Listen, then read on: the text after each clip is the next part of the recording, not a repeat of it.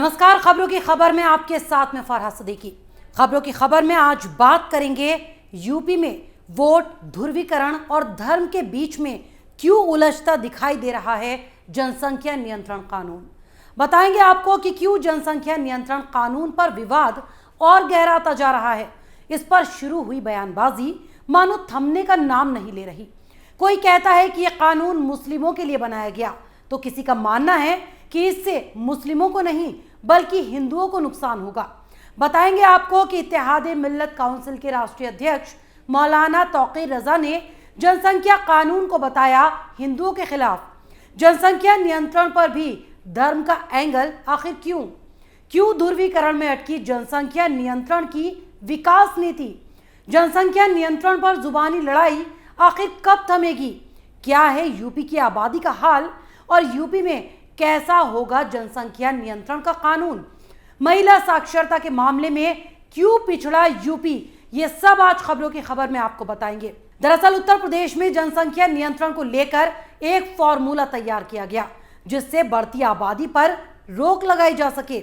योगी सरकार ने जनसंख्या नियंत्रण पर ड्राफ्ट भी तैयार कर लिया और इस पर सभी से राय भी मांगी गई, लेकिन इस नए कानून की आमद से पहले ही कुछ लोगों को अपने धर्म की चिंता सताने लगी और उन्होंने इस पर जुबानी जंग मानो और तेज कर दी। किसी ने इसे इस्लाम के खिलाफ बताया तो किसी ने कहा कि यह कानून तो हिंदुओं के खिलाफ है। किसी ने पैदाइश को अल्लाह का कानून बताया तो किसी ने कहा कि कुदरत से टकराना ठीक नहीं। और हाल ही में इस आग में घी डालने का काम किया इत्तेहादुल मिल्लत काउंसिल के राष्ट्रीय अध्यक्ष मौलाना तौकीर रजा ने, जिन्होंने एक बयान देकर उत्तर प्रदेश में जनसंख्या कानून लागू करने के विवाद को और हवा दे दी। वैसे तो मौलाना तौकीर रजा ने जनसंख्या नियंत्रण कानून का स्वागत किया, लेकिन लगे हाथ उन्होंने इस कानून को हिंदुओं के खिलाफ भी बता दिया।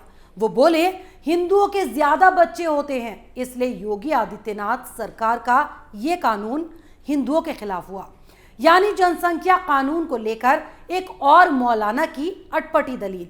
इतना ही नहीं, तौकीर रजा ने तो ये तक कह दिया कि सूबे की योगी सरकार ने उन्हें यानी मुस्लिमों को सरकारी सुविधाओं से वंचित रखने के लिए यह कानून बनाया। लेकिन सच तो यह है कि मुसलमानों के 2 से ज्यादा बच्चे नहीं होते, इसके बाद भी उत्तर प्रदेश में उनको सरकारी सुविधाओं का फायदा नहीं मिलता। हिंदू बहुसंख्यक है, सरकारी योजनाओं का ज्यादा फायदा लेते हैं और हिंदू मुस्लिम आबादी का औसत देखा जाए तो 2 से ज्यादा बच्चों वाले हिंदू परिवार ज्यादा होंगे। ऐसे में पाबंदी लगेगी तो नुकसान भी उन्हीं का होगा।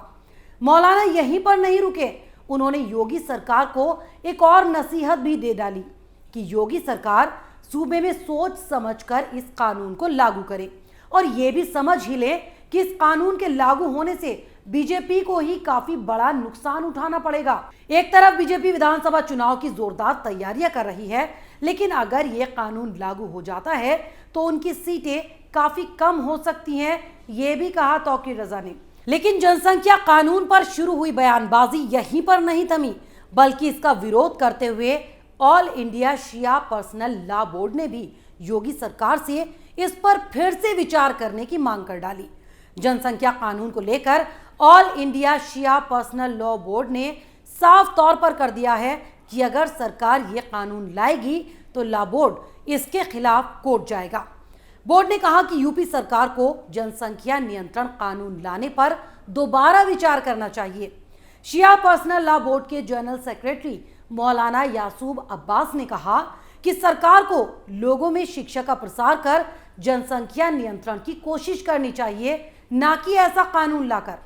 वैसे तो उत्तर प्रदेश में जनसंख्या पर नियंत्रण करने के लिए एक फॉर्मूला तैयार किया जा रहा था जिससे बढ़ती आबादी पर रोक लगाई जा सके और यूपी में अभी जनसंख्या नियंत्रण नीति के ड्राफ्ट पर जनता से भी राय शुमारी की जा रही थी। लेकिन अभी से इस पर हो रहे हंगामे को देखकर साफ लगता है कि आने वाले दिनों में इस पर सियासी बवाल मचना तय है, क्योंकि कुछ लोग तो इसे चुनावी कदम भी करार दे रहे हैं। और इस वक्त हकीकत भी यही है कि जनसंख्या नियंत्रण कानून को वोट नियंत्रण का तमगा दिया जा रहा है। वैसे अभी भारत की आबादी 130 करोड़ से ज्यादा है और चुनावी भाषणों में इस आबादी को ही देश की ताकत भी बताया जाता है।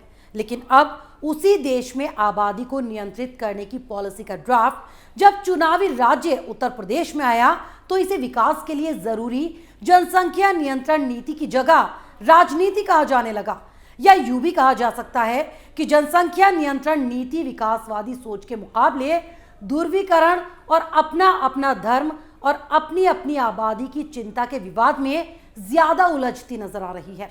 वैसे तो इस बात पर शायद ही किसी को शक होगा कि अगर जनसंख्या नियंत्रित होगी, आबादी संतुलित होगी तो सड़क, बिजली, पानी, अस्पताल, दवाई, पढ़ाई, ट्रेन, बस सब संसाधन सबको मिल पाएंगे। लेकिन फिर क्यों आबादी कंट्रोल करके विकास से ज्यादा धर्म के आधार पर ध्रुवीकरण जगह बना लेता है? ये सवाल उठना तो लाजमी है ही।